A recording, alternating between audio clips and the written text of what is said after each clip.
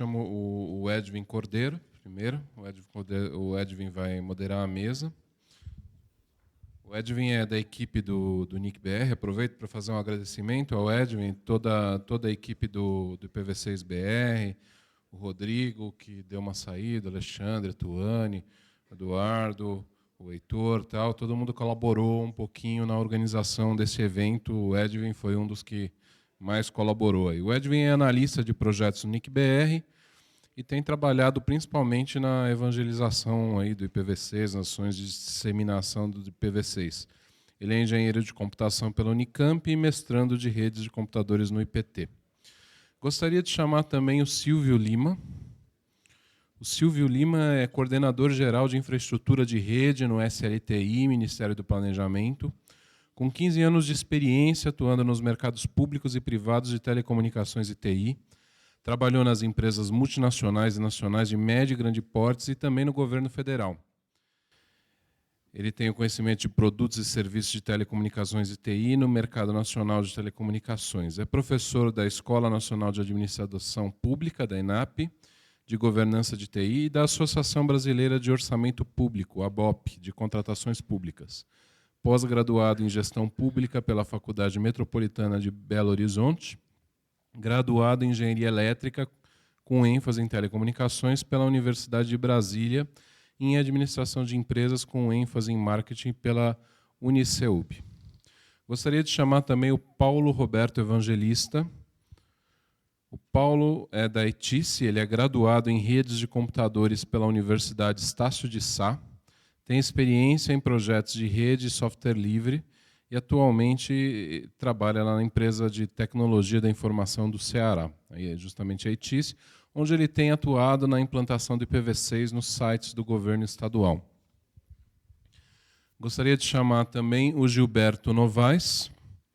Gilberto Novaes é empresário e desde 1995 atua profissionalmente na área de tecnologia. Ele foi sócio proprietário do primeiro provedor de internet comercial do país e diretor técnico de franquias no TecNet, ZAS e Terra, responsável por projetar e implementar a rede de dados utilizada pela Senasp, Secretaria Nacional de Segurança Pública, durante os Jogos Pan-Americanos Rio 2007. Especialista em transmissão de dados por rede sem fio e telefonia IP. Atualmente é diretor técnico da MaxWeb e diretor-presidente da Cijum, a companhia de informática de Jundiaí. E, por fim, gostaria de chamar à mesa o Regison Rodrigo Martins. Formado em Engenharia de Telecomunicações pela Universidade de Taubaté, com pós-graduação em Gestão e Tecnologias de Segurança da Informação pela Faculdade Impacta Tecnologia, trabalha no SERPRO desde 2005, com atuações nas áreas de infraestrutura e tecnologia de redes. Atualmente integra a equipe do Departamento de Gestão Técnica de Serviços da Superintendência de Operações do SERPRO, onde é responsável por projetos de gestão tecnológica da unidade. Edwin. Então, boa tarde mais uma vez. A gente vai ter agora nesse painel. Vamos começar com a apresentação do Silvio Lima.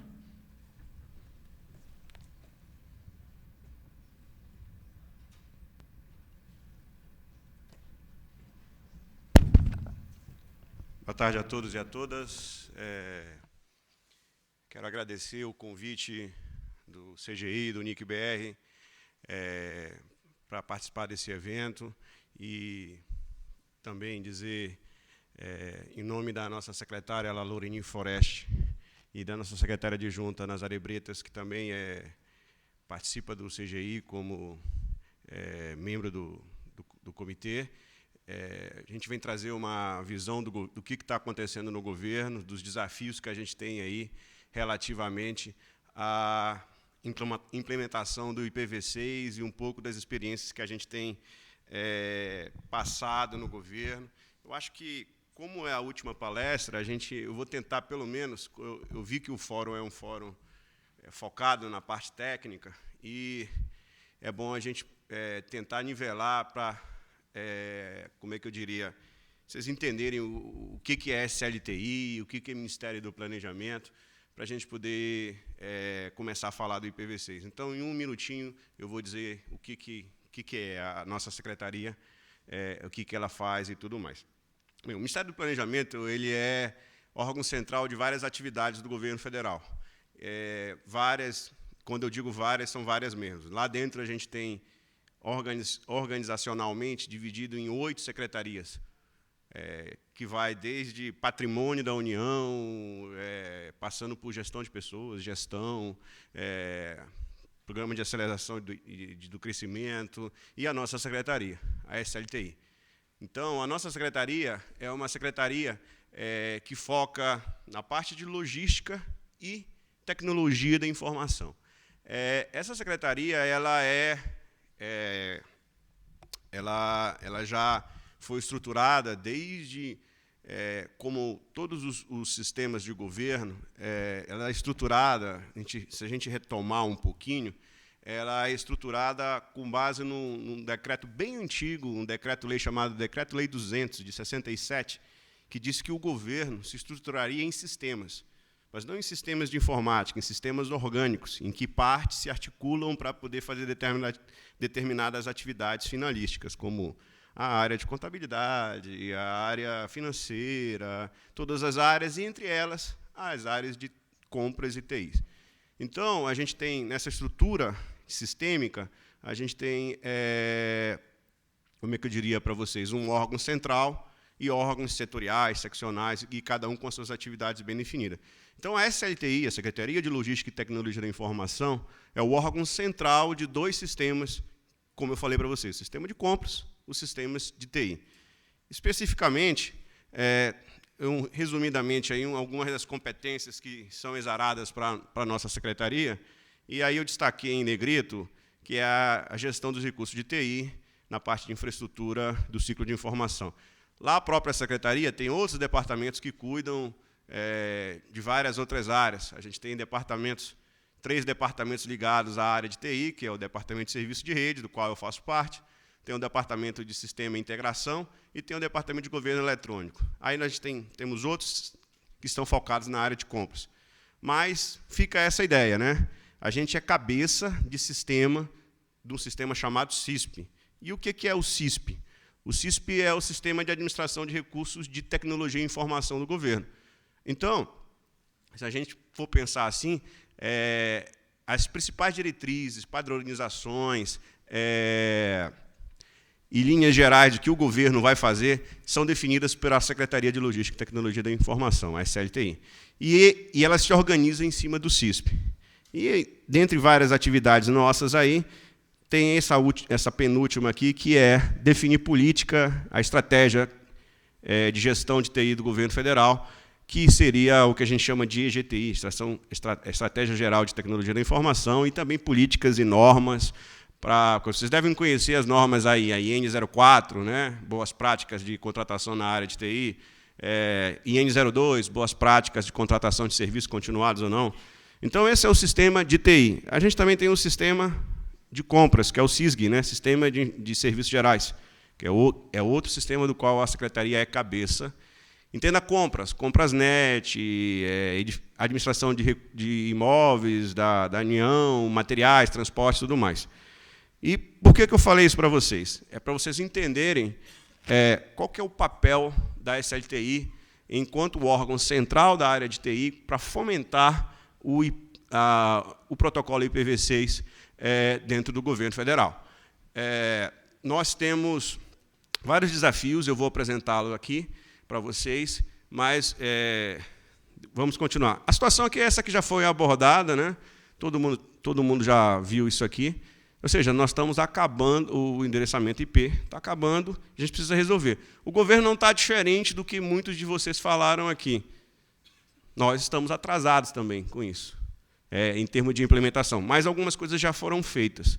E aí é disso que a gente quer falar. Temos desafios, especificamente de mercado, eu consegui listar 3 aí. Ou seja, existe um baixo interesse das operadoras em prover banda de internet em V6. Poucos provém isso, né? E os equipamentos aí, pelos fornecedores, estão em transição, agora já são dual, né? Mas do governo, que é o desafio que a gente interessa, maior, eu gostaria de destacar esse ponto aí, fazer com que o governo, como um grande drivador de mercado, ou seja, quem dá linha para o mercado, em função do seu poder de compra. Eu vou fazer uma pergunta para vocês. Vocês têm noção de de que tamanho, em termos de dinheiro, é o Orçamento Geral da União? Alguém tem noção? Hein? Não, né? Vou falar para vocês. 2,27 trilhões de reais por ano. 2,27 trilhões de reais. Desse valor de 2,27 trilhões de reais, compras públicas representam algo em torno de 90 a 100 bilhões de reais que o governo compra. Especificamente na nossa área de TI, o governo compra algo perto de 7 bilhões de reais. E se a gente incluir as empresas estatais, entenda Caixa, Banco, Petrobras, isso sobe para 15 bilhões de reais. É um volume bem significativo de valores, são valores expressivos e que podem fazer com que o mercado se interesse por determinadas ações que o governo está tomando, né? E é com esse poder de compra e esse poder de junção que o governo tem, que a gente vai estar tentando, junto com o NIC, trabalhar essa implementação, essa difusão dentro da administração pública federal, do IPv6. Né? Mas problemas que nem foram relatados aqui. Nós também temos deficiência de conhecimento técnico no IPv6. A mesa dos colegas das universidades relata isso, a mesa dos provedores relata isso. Nós temos um processo nós não temos uma formação, como o professor muito bem lembrou aqui, engenheiros com o drive, com o aporte de IPv6. E os órgãos, os engenheiros que trabalham nos órgãos da administração pública lá, também têm essa dificuldade. Temos um desafio maior ainda, que esse eu considero muito grande. Os órgãos são autônomos administrativa e financeiramente. Então, a gente, enquanto órgão central, precisa articular com eles uma política, um plano de ação, fazer um planejamento, que foi muito bem lembrado aqui por todos, né? Todos falaram de planejamento, muito importante para que, antes de você implementar, e mesmo fazendo minuciosamente todo o plano, na hora de implementar, a realidade mostra que não é bem assim, calma aí, vamos desacelerar um pouco, mas é isso que a gente está buscando. Essa questão da articulação dos órgãos autônomos, nós já vivenciamos isso aqui. E é um novo desafio que se repete, com algumas pequenas mudanças. Cito 2 exemplos muito clássicos que aconteceram no período que eu estou no governo. Eu vim da iniciativa privada e hoje eu estou no governo há quase 10 anos. A implantação de uma rede metropolitana, que foi a Infovia Brasília, ou seja, em 2003 o governo não tinha uma rede corporativa. Ou seja, nós tínhamos quase 15 ministérios um do lado do outro, e para falar com o ministério do lado, eu tinha que ir na operadora e voltar. E isso foi mudado a ponto da gente mudar o paradigma. Se pagava algo perto de R$2.000 o megabit transportado, e com a rede que a gente fez em parceria com o SERPRO, passou para algo em torno de R$ 6,50. Mas, para isso, a gente teve o desafio de congregar todos os órgãos de novo. E um outro desafio foi a questão das compras compartilhadas. Quando nós fizemos a primeira compra compartilhada, lá atrás, no governo, a primeira compra foi na área de telefonia. Nós juntamos um volume de 18 órgãos. Isso gerou uma economia anual para o governo da ordem de R$20 milhões. Também, de novo, articulação com os órgãos para chamar, para juntar. É o desafio. Esse é o maior desafio que a gente tem do ponto de vista do meu tempo está... Eu estou dizendo que está esgotando, mas já está vermelho ali, mas bem rapidinho. Ainda, nós temos o que a gente chama de EPING, que são os padrões de interoperabilidade. Né? O governo criou, desde 2003, um conjunto de padrões a ser seguido por todos os órgãos da administração, e o IPv6 está lá. Hoje ele está com um status de recomendável, ou seja, quando você vai fazer alguma compra, quando você vai fazer algum tipo de aquisição, é recomendável que você já use o que está dentro da IPING relativamente a IPv6. E a intenção nossa, após uma elaboração de um plano, é que isso passe a ser adotado. Qual que é a diferença de um para o outro? A diferença é que, quando eu mudar o status para adotado, todas as compras, tudo que for feito no governo, desde um servidor de DNS, um firewall, um switch, ou uma contratação de um link, vai ter que ser feito dessa forma. E a gente pretende fazer isso em breve, após a gente escutar os órgãos e elaborar um plano. Nós já estamos fazendo isso, independentemente, tem uma contratação em curso, uma contratação bem grande, reunindo mais de 35 órgãos, em que a gente está contratando switch para LAN. E todas as características de IPv6, nós estamos trabalhando junto aqui com os colegas do NIC, nós, em parceria, e já estão lá dentro desse processo de contratação. Tá? Ainda, dentro do governo, algumas empresas públicas já começaram a pedir banda em V6, é o caso da própria Telebrás e do Serpro. O Serpro renovou agora no final de 2012, começo de 2013, e já pediu banda em V6, e já está oferecendo isso em V6, e nós vamos fazer um piloto em V6 em cima da MAN que a gente tem lá, que é a Infovia, né? Em cima disso também. Então, isso já começou. Né?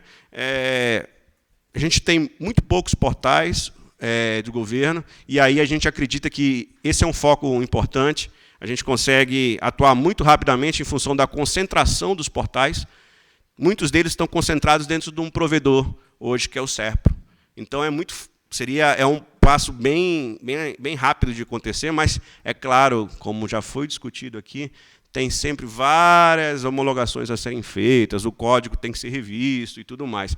Se o código se for mais estático, talvez a gente não precise de tanto disso. Né? Ainda, a gente tem um acordo firmado com o NIC, desde 2011, em que a gente criou um PTT em IPv6 em Brasília, dentro do Serpro, e a gente fez alguns treinamentos lá na Escola Nacional de Administração Pública, com o curso fantástico que o NIC dá aí, né? Mas, assim, a gente, como muito bem lembraram os colegas da academia aqui, o NIC sozinho não dá conta dessa evangelização, né? Desse processo de disseminação desse conhecimento. Eu digo sempre assim, a hora que o negócio começar a apertar, né? Acho que ano que vem, quando chegar lá no meio do ano e começar a faltar endereço IP, aí o pessoal vai começar a se mexer. Mas seria interessante, a gente está tentando fazer um plano que não espere isso. Né? E ainda, a gente está formando um grupo para discutir isso e elaborar um plano de disseminação do protocolo. A gente tem a previsão de vários órgãos, mas, de novo, o desafio é que são muitos órgãos, a gente tem 212 órgãos participando desse processo, mas com o apoio do NIC, o NIC já propôs um plano, a gente está adaptando ele para a realidade, e junto com parcerias como o Serpro, Dataprev, Telebrás, Caixa, Banco do Brasil, estamos elevando isso dentro da administração pública federal, esse conceito. Estamos tentando colocar isso dentro da estratégia geral de tecnologia da informação para um dos pontos, quer dizer o seguinte, a partir do momento que a gente começar a implantar a estratégia, você começa a ter esse como um ponto a ser observado pelos gestores de TI. E esse plano, resumidamente, ele passa por fases. Fases como a fase de diagnóstico e avaliação, um questionário que a gente está elaborando, definição de metas, e, efetivamente, sair do papel e implementar. E aí passa por tudo que foi falado aqui, conscientização, migração de conectividade, endereçamento, roteamento. Então, não é tão simples, mas tem coisas que são mais imediatas, tem coisas que são mais a longo prazo. E um outro grande desafio que a gente tem para isso, para finalizar, é a questão do acompanhamento da implementação do plano. Depois que a gente fez o plano, a gente vai ter que acompanhar como isso se desemboca, para ver se aqueles prazos, aquelas metas, aqueles compromissos assumidos, eles efetivamente se concretizaram e transformaram as redes que o governo trabalha usando o novo protocolo. Basicamente é isso, os meus contatos estão aí e estamos à disposição para perguntas. Obrigado. A gente vai deixar as perguntas todas para o final. Vamos agora para a apresentação do Paulo. Boa tarde a todo mundo aí que está assistindo a gente aqui e pela internet. Bem, trabalho na ETICE, a empresa de tecnologia da informação do Ceará. É uma empresa que ela é o provedor de internet do governo estadual do Ceará e que também provê trânsito para para municípios e para alguns outros clientes. Por exemplo, a gente tem os institutos federais também, que fazem trânsito por dentro da nossa rede, ligando os pontos da capital até o interior. Também o próprio SERPRO faz a conexão, a gente faz o trânsito deles. E a gente provê tudo que for de suporte de tecnologia para o governo do estado do Ceará. Desde de manuais de documentação, compra, especificação, tudo isso a ETI se responsabiliza pela parte de segurança também. Bem, a apresentação ela é curta, mas, na verdade, eu vou procurar só levantar aqui os pontos que foram importantes durante a implantação do projeto de IPv6. O projeto teve início por volta de 2012, certo? E a gente conseguiu finalizar no final do ano de 2012. Como? Primeiro, a gente fez um levantamento da capacitação técnica. Tem que capacitar os técnicos envolvidos no projeto para poder atuar na implantação. A gente teve auxílio do NIC, como a maioria do pessoal que está aqui, que implanta IPv6, o NIC é que está ali apoiando. A gente teve esse apoio também, eles foram lá no Ceará, teve um curso lá com ênfase em roteamento, que foi muito bom, o pessoal aproveitou bastante. Logo após isso, a gente deu início, né? Já tínhamos os equipamentos, verificamos a questão do suporte ao protocolo, o que funcionava, o que não funcionava. Tudo aquilo que não funcionava para a implantação, a gente foi atrás com os parceiros, né? com os fabricantes, para poder ajustar tudo aquilo ali, a gente fazer uma implantação e ter sucesso nessa implantação. Então, a gente... Passar aqui para o próximo slide. A questão aqui que eu falei, que foi a atualização dos equipamentos, né? A gente precisou atualizar alguns equipamentos, principalmente equipamento de borda lá da nossa rede, que ele era um equipamento... Dois equipamentos dos nossos equipamentos, ele era um pouco mais antigo. Então, a gente não ia ter o suporte, segundo o fabricante, a gente teve que trocar. Teve que comprar um novo equipamento com suporte. Uma outra questão é que existe registro de preço, foi uma pergunta que foi feita pelo participante no chat, da outra vez que eu estive no café da manhã, e o participante fez uma pergunta se a gente tinha registro de preço sobre os produtos que a gente utilizava lá na rede do Cinturão Digital do Ceará. Sim, existe. Então, caso alguém tenha interesse em aderir, entrar em contato com a ETIS pelo próprio site, lá tem os telefones, e aí a gente pode ver essa questão do registro de preço, para o pessoal poder aderir e poder fazer a compra dos equipamentos. Bem, a rede do Cinturão Digital, as redes que a ETIS ela gerencia, né, que é o Cinturão Digital e a Gigafogov, que são a rede metropolitana, né, que fica em Fortaleza, e a rede estadual, que é o Cinturão Digital. São duas redes novas, então, praticamente, a gente não teve muito problema com o equipamento. Como é uma rede nova, os equipamentos também são equipamentos atuais, que já têm suporte. Então, a implantação do IPv6 para esses equipamentos, nessas redes, não foi muito complicada, tudo já tinha suporte. A gente recebeu do NIC aqui um prefixo, né? Esse prefixo para implantação ele foi dividido. Como nós somos o provedor do Estado, nós temos que entregar a internet a todos os clientes. Nossos clientes são Cefaz, Secretaria de Saúde, Secretaria de Cultura e por aí vai, planejamento, gestão, Casa Civil. Então, a gente precisava garantir para esse pessoal todo a entrega do endereço IPv6. A rede é nova, os equipamentos todos já tinham suporte à pilha dupla, então a gente optou por utilizar realmente pilha dupla em toda a rede, desde na borda, no core, até entregar lá ao cliente, da rede do cliente para dentro. Aí a gente fornece um suporte para ele de software que pode, mas essa rede interna do cliente é de responsabilidade dele, então ele vai fazer a alocação de endereço, a divisão lá como ele achar mais conveniente. A divisão hoje que está sendo feita na ETIS, a gente tem um /32 aí, e que em breve, a gente, na verdade, recebeu um 48, fizemos algumas divisões lá, está em teste, mas a gente já está vendo com o Nick aqui, com o pessoal de endereçamento, para receber o /32. A gente vai pegar um /32, vamos dividir em redes /48 e vamos entregar essas redes 48 para os nossos clientes. Certo? A divisão dentro da rede deles vai ser de responsabilidade deles. Obviamente, a ITIS vai dar todo o apoio necessário, mas eles vão endereçar da forma como eles acharem mais conveniente. O DNS, né, para a implantação, a gente fez a borda da rede, fizemos toda a parte de BGP com a operadora. Infelizmente, a gente só tem, no momento, uma operadora lá no Ceará com disponibilidade de PVC. A gente espera que, em breve, tenha mais operadoras para a gente poder ter o acesso a PVCs com elas. Depois que a gente fez a parte do BGP, da borda da rede, que estava funcionando, tudo direitinho, a gente passou para a parte do core da rede. Então, a gente hoje, como que a gente faz para conectar um cliente em PV6? A gente, no core da rede, a gente cria o gateway dele, fica lá na ITIS. A gente entrega o bloco para ele e ele se conecta diretamente. Tem um link ponto a ponto da ITIS com o cara. Então, ele dali já vai para a internet direto, nesse primeiro momento. Lógico, passa por firewall, por alguns outros mecanismos de segurança, mas ele tem o acesso hoje funcionando já tudo direitinho. Se o cliente chegar hoje para a gente pedir, a gente já entrega.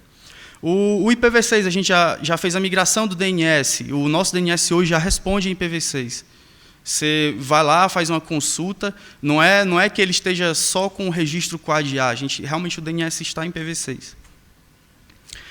Todos os sites da ITIS hoje, todos os sites realmente da ITIS e do governo do estado já estão em IPv6, já são acessíveis em IPv6. A gente utiliza um proxy. Esse proxy é quem responde em IPv6 e encaminha para os servidores web. Atualmente, nesse momento, a gente está em fase de teste. A rede do suporte ITIS, né, ela já tá em IPv6, toda a rede, há cerca de 2 meses já. Todos os eventos que são realizados pela ITIS, os eventos do governo estadual e do governo federal, eles são realizados pela ITIS, lá no estado do Ceará. E todos esses eventos já têm suporte a IPv6. E também, nesse momento, a gente já está com alguns clientes trabalhando com o IPv6, ou seja, a coisa está indo no caminho certo. A gente está arrumando aí para um norte bem promissor. Uma outra questão que ficou no café da manhã passado, o pessoal fez a pergunta e, naquele momento, a resposta foi negativa, foi com questão da documentação. As pessoas perguntaram se era possível entrar em contato, se existia uma documentação para poder fazer o estudo da documentação e aplicar na rede, né, na rede dos governos estaduais. Sim, a nossa documentação agora está aberta. Se necessário, o pessoal pode entrar em contato com a ITIS, lá com o suporte técnico, diretamente pelo Inoc, ou então pelo telefone, por e-mail, da melhor forma que achar, e a gente vai disponibilizar toda a documentação. Se quiser aderir a registro de preço, está lá na ITIS também, conversa com o setor responsável. Configurações que foram feitas nos nossos equipamentos, a gente pode passar exemplos. Os softwares que a gente está utilizando para fazer gerência, tudo isso agora vai estar disponível para os governos estaduais que têm necessidade, que querem fazer o estudo lá do caso da gente e implantar nas suas redes. Bem, a mensagem era foi bem curta, bem simples, era só para mostrar a vocês hoje o que está feito lá. Agora a gente está abrindo aí a questão da nossa documentação e do que foi feito lá para quem tiver interesse, certo?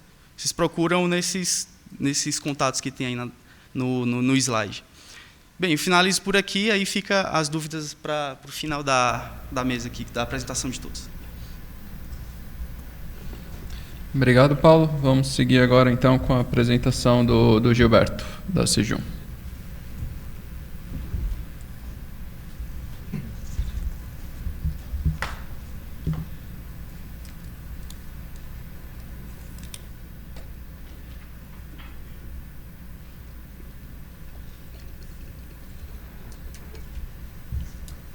Boa tarde a todos. Obrigado pelo pessoal do IPv6BR pelo convite. Tem sido uma parceria bastante interessante, que, como eles falaram no começo do dia, a gente fez um café da manhã, foi o primeiro que eles fizeram fora das dependências do NIC, lá em Jundiaí. E foi muito legal porque muitas empresas, Jundiaí tem um polo industrial bastante grande, muitas empresas estiveram presentes e se assustaram com o tamanho da encrenca que vem por aí. E muitos deles nem sabiam o que era aquilo, que é IPv6, e viram que eles têm que se mexer bastante. Isso foi muito legal. A ideia aqui é mostrar o que a gente enfrentou, o que a gente está enfrentando na Cijum, na verdade, né, porque é uma coisa bastante nova. Como foi dito, eu venho da iniciativa privada e esse ano que eu assumi a presidência da Cijum, minha primeira experiência em governo, e mostrar para vocês o que é a Cijum, né? É uma companhia mista, né, uma SA, onde o governo municipal é o acionista majoritário. Ela é bastante antiga, ela é de 91, ela foi criada em 91. Jundiaí é uma cidade bem próxima de São Paulo, né? A gente está de centro a centro, a gente está com 49 quilômetros de distância daqui, e também bem próximo de Campinas. Então a gente fica no meio de duas grandes metrópoles. E mesmo assim a gente tem uma série de dificuldades interessantes no sentido de infraestrutura. Mas está melhorando muito. A Cijum ela possui alguns produtos. Eu destaco os principais aqui que envolvem sistemas, porque todos esses produtos que eu estou mostrando aqui, são produtos que vão precisar do V6. O primeiro é o SIM, que é o carro-chefe da companhia. É um sistema integrado onde todas as secretarias, todos os órgãos do governo direto e indireto usam esse sistema para administrar a cidade. A gente tem 3.800 usuários, e um detalhe desse cara é que ele possui um banco de dados único. Então, a gente está estudando agora a migração, parece que a gente teve com o fabricante, a versão nova do sistema já vai ter V6, hoje não tem ainda. Temos um sistema de governança corporativa para esse governo, foi feito um sistema esse ano. Uma estrutura bastante grande de data centers, 56 servidores físicos, alguns deles, quando virtualizados, ficam em 116 servidores. Fazemos todo o service desk para o parque de máquinas da prefeitura, são aproximadamente 4.000 máquinas. Temos 2 call centers, um é o 156 do município e o outro é o agendamento de consultas, onde o município liga para marcar consulta para a Secretaria de Saúde. O projeto conecta Jundiaí com 13 telecentros e 17 praças e terminais com Wi-Fi liberado. E agora, mais recentemente, bem recentemente ali, foi aprovado ontem, o Parque Tecnológico do município, onde vai ficar toda a gestão do parque, toda a infraestrutura do parque, vai ficar por conta da Cijum. Uma área que vai começar em 250 mil metros quadrados e tende a chegar em 4 milhões de metros quadrados. É um projeto muito interessante. Bom, falar um pouquinho do que aconteceu com a gente esse ano, né? Em 2013, nós entramos lá com a nova diretoria, toda a parte de diretoria técnica, todo mundo novo, e vimos que lá só existia a Cijum tinha um AS, mas ela pagava para um provedor para divulgar esse AS. Ela não divulgava, ela usava IPs da Prodesp. Então, nós tínhamos apenas um upstream. Via a lista de discussão do ex-alunos do NIC, eu achei o contato, um contato técnico do nosso upstream e comecei a discutir, negociar com os caras como é que a gente fazia para colocar V6. Eu sabia que eles tinham V6, mas... E foi discutindo, como vocês estão vendo aí. No mês 2, a gente começou a negociar. No mês 4 foi quando a gente desistiu. Falou assim, não dá mais, não tem como, vamos começar um processo de licitação e vamos, nessa licitação nova, solicitar que venha obrigatoriamente o link novo com V6. Até teve uma curiosidade que uma operadora, quando a gente soltou o termo de referência no mercado exigindo V6, uma operadora esperneou lá, falou, não, a gente vai impugnar, onde já se viu pedir V6, não sei o quê. Aí o Moreiras entrou em ação, nos ajudou bastante com documentação, não aconteceu nada do que eles falaram, sequer apareceram no pregão. Bom, o pregão aconteceu, foi instalado o link no mês 7. No mês 9, ligamos lá para a operadora para pedir para cancelar outro link. E para que vocês estão cancelando? Não, porque vocês não têm V6. Em 2 dias eles ligaram o V6 para a gente. Então passaram 2 meses enrolando e o negócio foi ligado em 2 dias. Bom, sobre o que a gente está fazendo, né, então, como eu falei disso, a gente começou a anunciar o nosso bloco para o segundo upstream que a gente teve, depois para o segundo, então a gente já tem os anúncios redundantes. Internamente, a gente começou a testar um barra 64 distribuído em RA ali para o pessoal de suporte da área técnica, só para ver como é que essas coisas vão se comportar. A gente pretende, já no começo de 2014, ter os nossos servidores em dual stack. E como Jundiaí ela tem um entorno, vocês viram, ela tem uma série de cidades no entorno, né? Existe o aglomerado urbano jundiaense. A gente pretende atuar como um host V6 para essas cidades vizinhas, porque a gente sabe que eles vão ter condição de ter V6 agora, e a contratação de um hosting para o poder público é um pouco complicada, você tem que licitar e tudo mais. A Sijun tem uma facilidade, porque a empresa de economia mista, a empresa de TI, ela consegue ser contratada por outros órgãos de governo sem licitação, apenas praticando o preço de mercado. Também, em paralelo, a gente vai colocar o nosso DNS autoritário, também dual stack, né? Hoje a gente já resolve com a DA. E assim que o core estiver todo em dual stack, a gente vai começar a liberação em toda a rede, mas isso também depende, como foi falado pelo professor Demi hoje pela manhã, a questão de, no município de Jundiaí tem um órgão um comitê gestor da segurança da informação. E eles estão batendo muito na tecla de privacidade, segurança, mas vai estar todo mundo com IP real, vai estar todo mundo na internet, como fazer? Então, existe uma conversa acontecendo para ver como isso vai para a rede. Como todas as máquinas vão ter V6 na rede. Né? E um case que aconteceu quando a gente fez o café da manhã, por sinal, a gente descobriu que os nossos Wi-Fi, que a gente tem uma série de Wi-Fi dentro do prédio, já estava lá, acho que tem 2 ou 3 anos instalados, ele não trafegava V6. Então a gente teve que fazer uma coisa da noite para o dia, a gente teve que criar uma VLAN, a Sijun fica no primeiro andar, o auditório ficava no oitavo, e subiu, fez uma VLAN, passamos no cabo de rede pelo caminho, pusemos um roteadorzinho, Wi-Fi, roteador Zorro mesmo, pequenininho em cima da mesa, para poder distribuir para todo mundo ali V6 e V4 para o evento. Então isso mostra também equipamentos que não suportam o V6. Na verdade, depois a gente veio descobrir que uma atualização de firmware resolvia, mas foi difícil, foi só descobrir depois que a gente reclama muito. O governo é mais ou menos assim, eu estou aprendendo isso na prática. Depois, se você reclama demais, alguém te dá uma solução. Enfim, agora a gente tem, mas não foi instalado ainda, mas a gente sabe que lá tem, já vai ter o V6 na rede Wi-Fi da prefeitura. Bom, era isso. Fico aqui para as respostas e perguntas depois. Obrigado, Gilberto. Então, agora para a última apresentação que a gente tem do Regson, do CEPRO, e aí a gente vai para as partes das perguntas.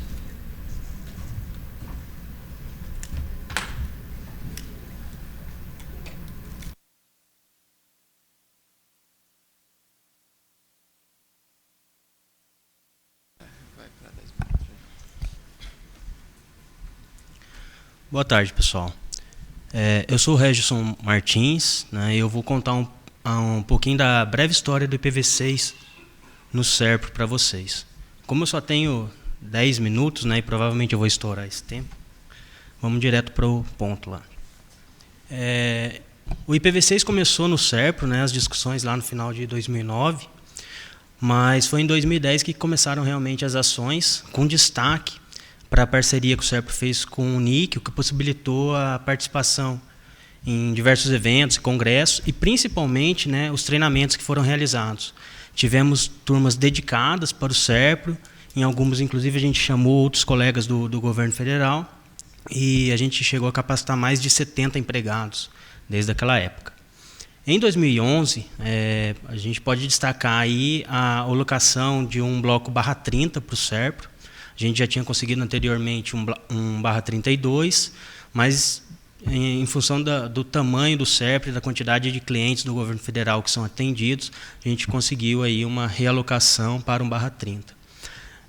2011 também teve destaque para aquele 8 de junho, né, que foi o World IPv6 Day, que o CERPRO, embora não tenha se inscrito no evento, a gente chegou a disponibilizar o site do CERPRO e o Portal Brasil, tá, em IPv6. Naquele momento, por conta disso, nós subimos o DNS em dual stack e o DNS está em IPv6 desde então. Em 2012, nós tivemos outras conquistas, né, e a principal que merece ser destacado foi a contratação dos novos circuitos de internet, o colega Silvio até já citou, né, porque até então nós não tínhamos nos nossos circuitos a possibilidade de entrega IPv6, isso também não era previsto em contrato, que impossibilitava a gente exigir isso das operadoras, né. Nesse momento a gente ainda teve muito problema na hora de fazer o edital, porque muitas operadoras não entregavam, então a gente colocou um requisito lá em 2012, que o novo contrato ele seria assinado desde que a operadora pudesse, se comprometesse, né, a fornecer em até um ano o trânsito IPv6. Tá? Então, os contratos foram assinados em outubro de 2012, embora foram implementados agora em março de 2013. Tá? Em 2013, né, nesse ano a gente avançou mais, teve bastante evolução aí nas questões do IPv6, como eu vou mostrar para vocês. E um ponto fundamental também, já nesse ano, foi a contratação dos novos firewalls. Uma vez que, até então, também os nossos firewalls legados não tinham suporte ao IPv6 e boa parte dos nossos serviços estão nas DMZs, né? Então a gente não conseguiria fazer nada em relação a isso. Naquele World IPv6 Day, os serviços que foram publicados eles estavam na ZDM 0, que é uma ZDM que não tem firewall na frente, ela está direto para a internet. Foi a única maneira que a gente conseguiu fazer isso, né? Então, em função já da conquista dos novos circuitos e dos firewalls com IPv6, a gente já conseguiu, em 2013, fazer a configuração do site tronco com IPv6, né? E foi ativado o primeiro ponto IPv6 na Infovia, o Silvio até já citou também, e eu vou detalhar um pouquinho mais essas questões para vocês. Então, para mostrar o que foi feito até então em relação a IPv6, eu vou utilizar essa topologia macro que mostra parte da infraestrutura de Brasília. Tá? A definição ali não está muito boa, mas nessa topologia está representada aí do lado direito o site tronco. Tá? Então, vocês podem observar aí em cima as nuvens, que são os links das operadoras, que são a saída internet do SERPRO. Embaixo, a gente tem os firewalls, que só está existem vários firewalls, né? A gente só tem uma representação genérica aí, que é onde estão publicados de fato os serviços. Do lado esquerdo dessa topologia está representada a Infovia, que é uma rede Metro Ethernet, um anel de fibra ótica que permeia boa parte do plano piloto em Brasília e conecta diversos clientes lá diversos órgãos do governo federal. Então, sobre essa topologia, o que foi feito, né? Inicialmente, dos novos contratos de circuito internet, até então apenas uma das operadoras, nós temos 3 links, né, redundantes, com 3 operadoras diferentes, isso em Brasília. E apenas uma das operadoras já ativou o trânsito IPv6 para a gente. Então está representada aí nessa operadora do meio. A partir do momento que eles ativaram, nós estabelecemos a vizinhança IPv6 e já temos IPv6 dentro do site do SERPRO. Até antes disso, esse anel azul, tá, é o PTT de Brasília. Até antes disso, a gente já tinha ativado a conexão com o PTT, o que permitiu ao NIC levar o SERPRO como um ponto de interconexão IPv6. Tá? Então, internamente, o que vocês podem ver representado aí nesse triângulo é o que nós chamamos de site tronco, que é toda a infraestrutura que permite a publicação de serviços do SERPRO para a internet, né? E aí a gente já tem também o IPv6 configurado, né? Subimos os uplinks, tem com roteamento interno, e aí a gente já tem IPv6 no site tronco. Para levar o IPv6 para a Infovia, que é a nossa rede metropolitana, a título de conectividade, nós pegamos um switch de acesso da Infovia, que está no SERPRO, esse primeiro switch de baixo, tá?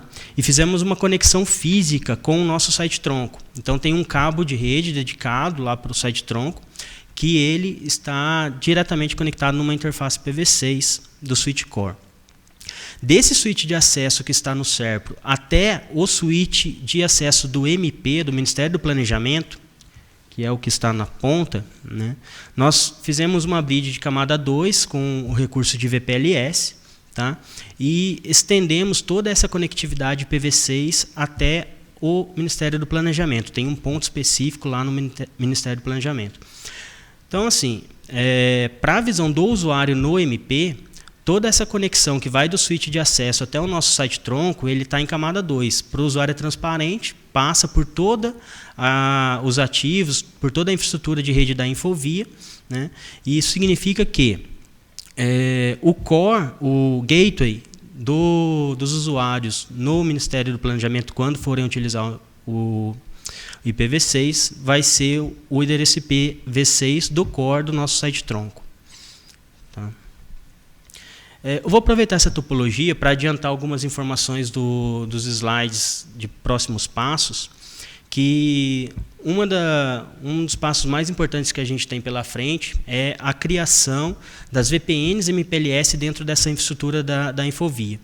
Como eu mostrei para vocês, hoje a gente tem uma VPLS criando uma bridge, né, não é a situação ideal. Então, a ideia é criar realmente redes roteáveis, só que a gente tem que fazer isso por VPN para atender com segurança cada um dos clientes. E vamos utilizar aí, para quem entende mais de rede, o protocolo 6VPE, né, para permitir aí a conectividade em cima da rede Metro Ethernet com roteamento IPv6. Um outro próximo passo importante para a gente é trazer o IPv6 até os firewalls. Como eu disse, nós já fizemos aquisição de firewalls novos que suportam essas funcionalidades, né? Então, essa infraestrutura é possível, atende os requisitos, e a gente precisa, de fato, efetivar as configurações. Então, a ideia é trazer aí o IPv6 até as camadas de baixo aí da topologia. Bom, as principais dificuldades que o SERPRO encontrou até então, né, nesse período anterior à contratação do circuito internet, foi principalmente, né, a falta de oferta de trânsito internet por parte das operadoras. Todos os testes que a gente tinha feito até então foi com uma conexão que a gente tinha com o PTT de São Paulo, era um link de 10 megas, se eu não me engano, né, e a gente não conseguiria ofertar nenhum serviço em produção com esse link, era mais para efeito de teste mesmo, de laboratório. Tá? Mas esse é um obstáculo que já foi transpassado. Outro problema que nós detectamos foi a falta de compatibilidade dos equipamentos. O SERPRO tem muito equipamento legado, né? E desde 2012 nós temos trabalhado em projetos para aquisição de equipamentos novos, para modernizar o parque, já com suporte IPv6. Só que até em função de restrições orçamentárias grandes que nós tivemos nesse ano, né, muitos dos projetos não conseguiram ser executados.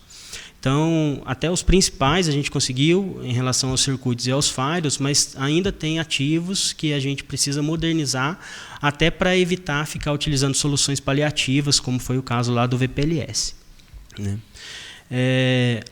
Tem um ponto que eu coloquei aí na apresentação, mas não diria que é uma dificuldade, né?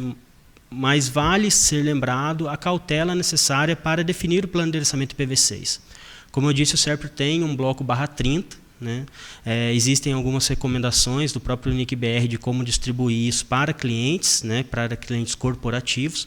De qualquer forma, a gente ainda não tem uma visão clara de como que será o futuro no IPv6.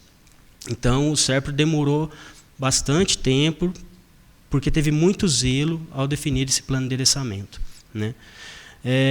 Uma outra dificuldade que a gente ainda tem hoje, né, é o desencorajamento de clientes. O SERPRO ele tem muitos parceiros, acho que o principal é a SLTI, né, que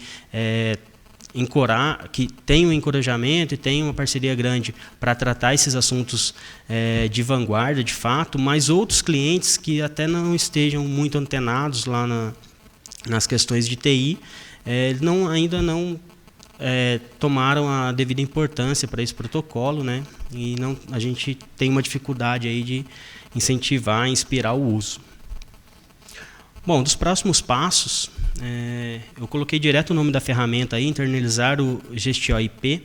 Essa é uma ferramenta livre, tá, para a gestão de endereçamento IP que suporta IPv6.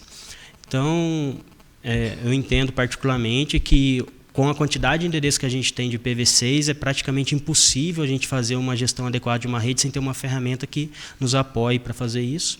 O Gestio IP é uma ferramenta livre, atendendo requisitos aí do governo federal, e a gente já fez a prospecção, atende os principais requisitos, e a gente deve estar utilizando isso a partir de dezembro agora. Um outro próximo passo, tá, é publicar o site do SERPRO e, novamente, com a parceria que a gente tem com o MP, publicar também o site do planejamento em IPv6. Isso a gente pretende fazer até fevereiro, tá, de 2014. Os 2 passos já citados lá na topologia, criar a VPN MPLS por IPv6 e também produzir a publicação web IPv6, ou seja, deixar realmente finalizada toda a preparação da infraestrutura para suportar os novos serviços, as novas aplicações.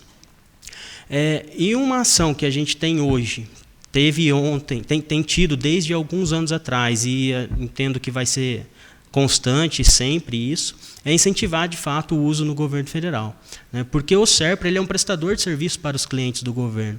Então não basta a gente ter toda a nossa infraestrutura preparada se o cliente não quiser ou não autorizar que a aplicação, né, o sistema do governo federal ele vá para IPv6, ou seja, publicado em IPv6. Então a gente tem esse trabalho grande, a gente tem grandes parcerias.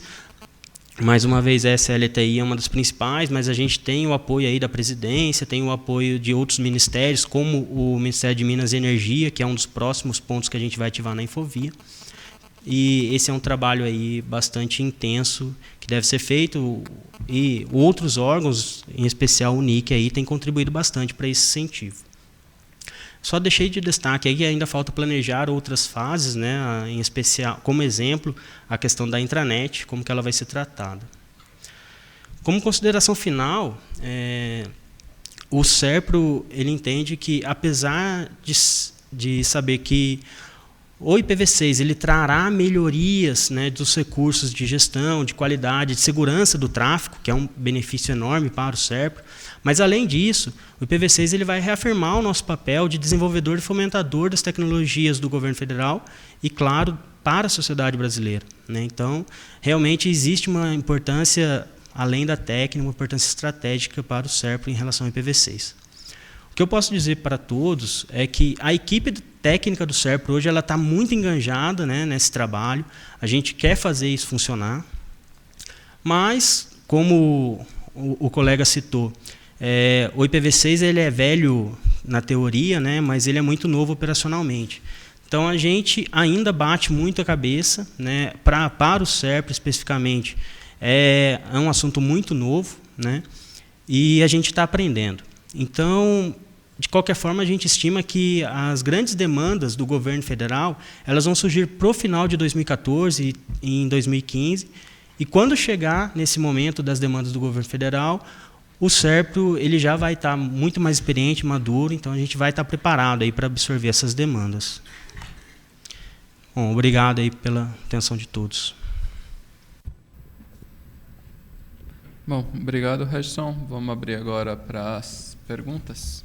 Enquanto o pessoal encaminha aí para os microfones, eu já vou fazer uma para o pessoal. Em alguns países, a adoção do IPv6, né, como na Índia, buscou-se gerar normas através de um órgão regulamentador para que IPv6 fosse colocado não só no governo, mas como em provedores, etc. Esse tipo de ação mais impositiva, vocês acham que seria benéfica para o Brasil ou não?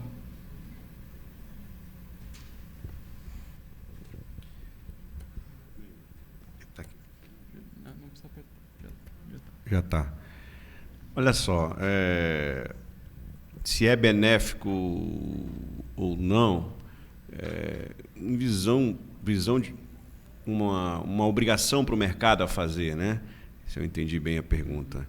A gente não discute a questão do benefício do IPv6. É que os timings parece que estão diferentes, né? O time do mercado é um e o time de quem está acompanhando isso de perto e vivencia isso e vislumbra as dificuldades que possam ocorrer nas redes, principalmente na internet, que é o caso do NIC, é um outro time.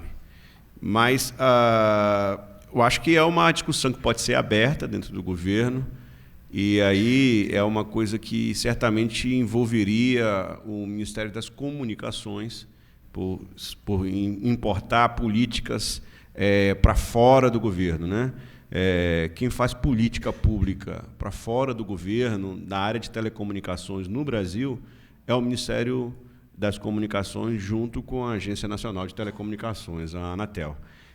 Eu acho que é uma coisa a se conversar, com certeza, porque se nós vislumbramos risco à internet do país, e como foi muito bem colocado aqui pelos colegas da academia, a internet foi declarada pela ONU como um bem de todo cidadão.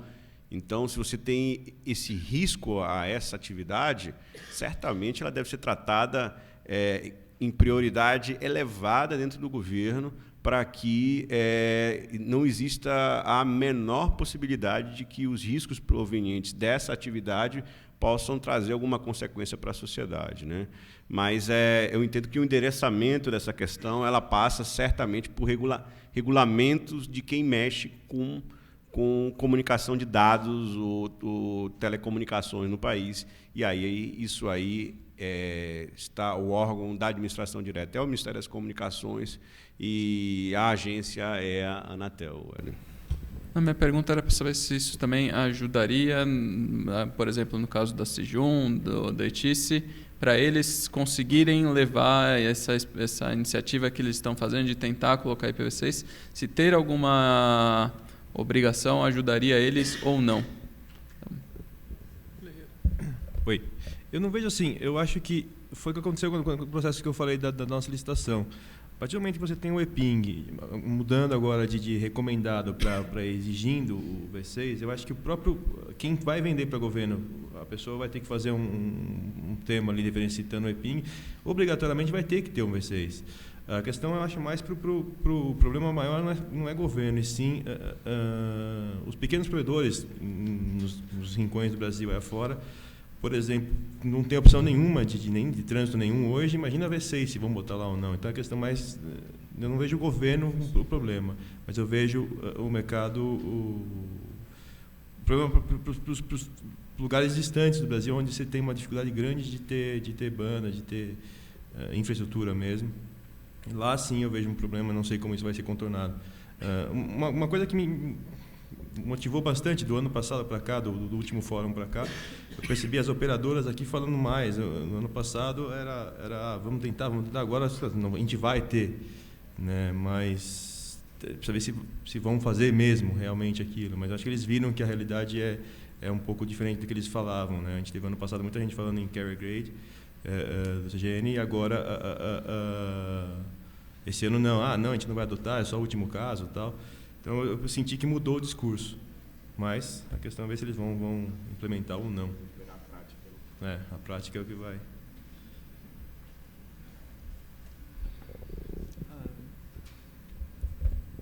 Nessa questão que o colega aqui falou sobre os pequenos provedores do interior, né? Normalmente, eles vão ter mais dificuldade, porque se o cara não consegue link lá no interior de jeito nenhum, imagina em V6.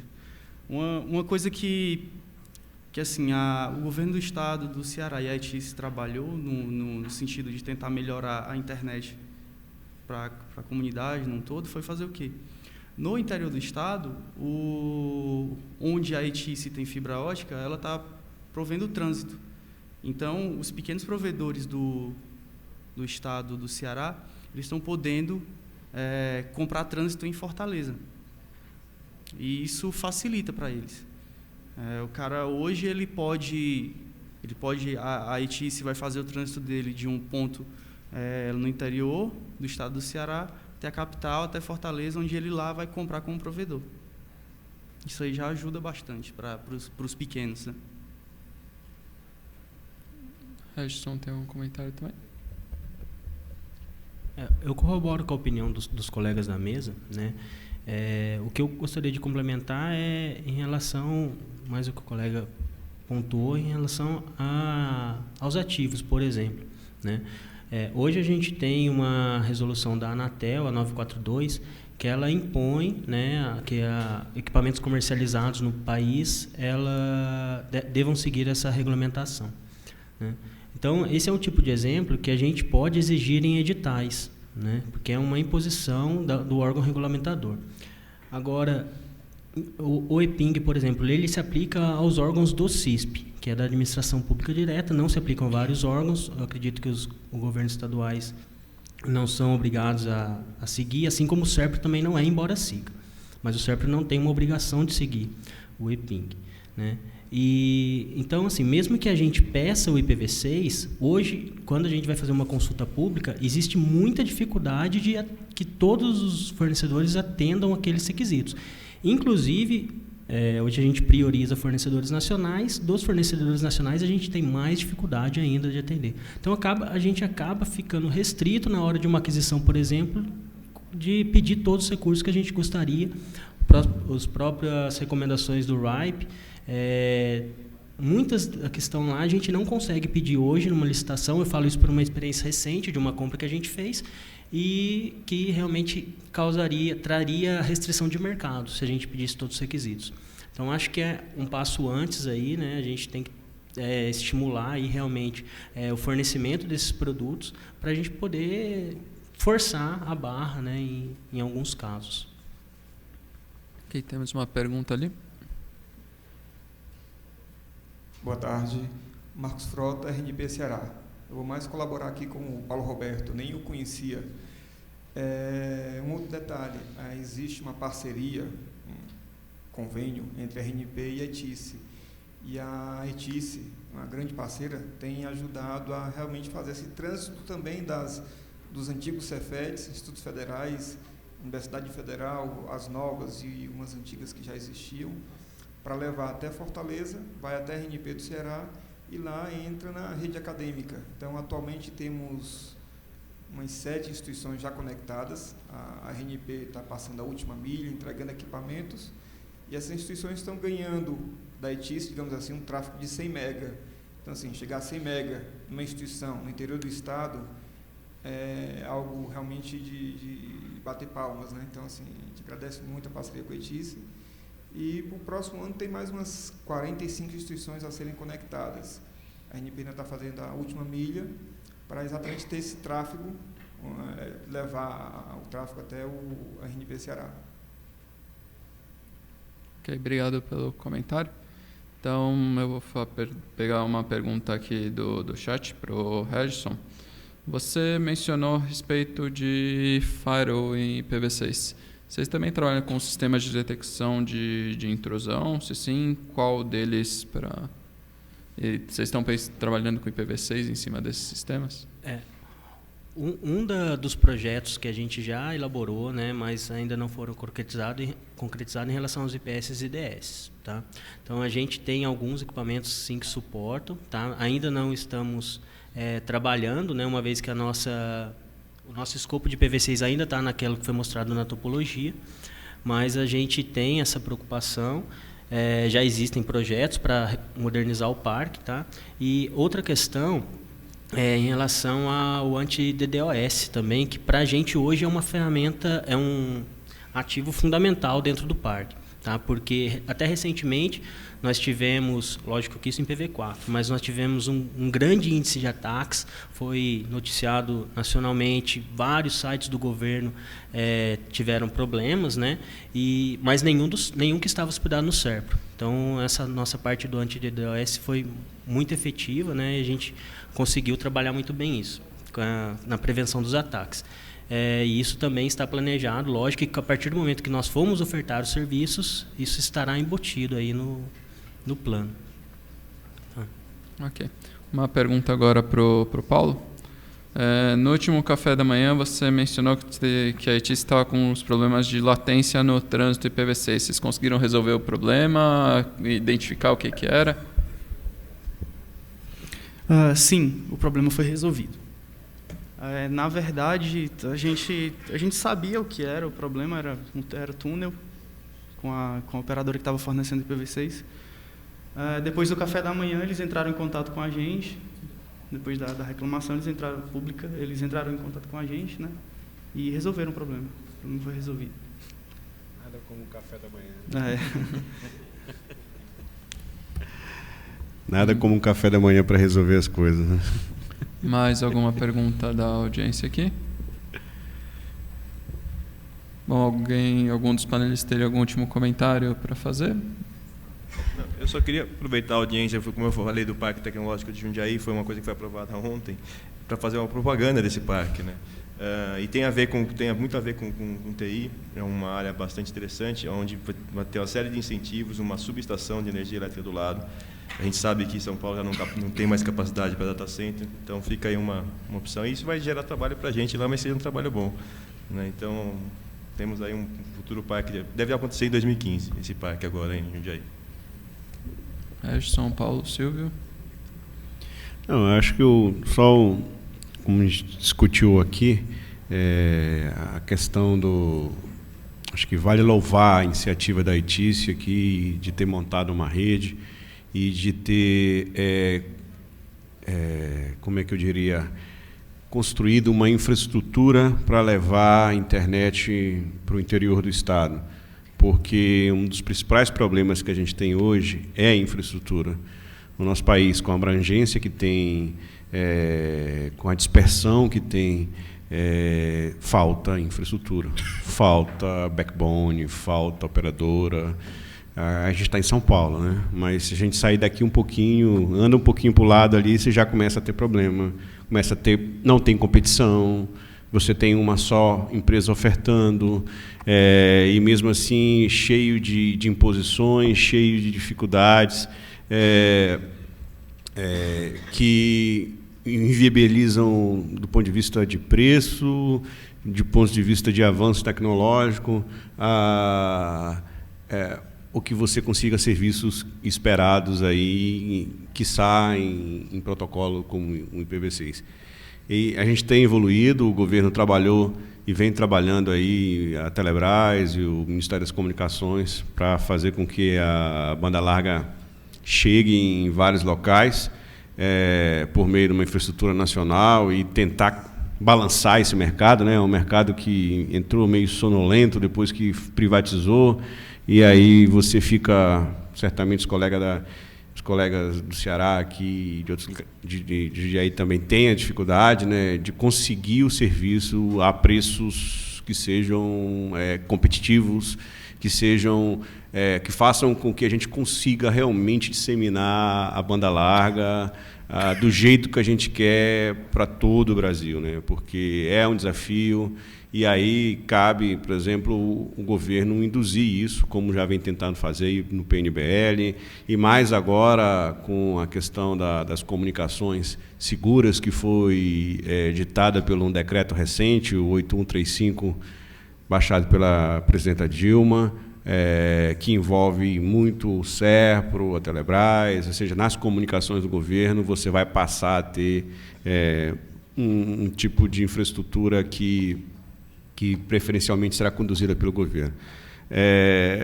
Nós temos um problema de infraestrutura e isso é inegável, acho que todos sabem disso. Só que a gente já evoluiu, mas precisa evoluir mais. O mercado vem crescendo, o mercado vem se movimentando por conta aí dos eventos internacionais, de tudo, mas mesmo assim ainda é pouco. Essa semana eu fiquei muito feliz, porque eu estava navegando na internet, e aí eu vi uma propaganda, empresa tal, que não vou fazer propaganda dela aqui, está ofertando Fiber to the Home a 100 megabits. Aí eu fui lá, puxa, quero também, nesse preço que está ofertando eu quero. Aí eu cliquei lá, adivinha onde só onde ela atendia? Hein? São Paulo. E mesmo assim não é todo São Paulo. Só São Paulo. Aí eu falei, poxa vida, por que a gente aqui de Brasília, de outros locais, também não pode ter esse serviço também? Por que essa exclusão, né? Mas aí a gente começa a entrar numa outra coisa que não é o foco aqui. Agradeço Edwin e colegas pela audiência. Bom, então gostaria de solicitar uma salva de palmas para os panelistas, agradecendo a presença deles.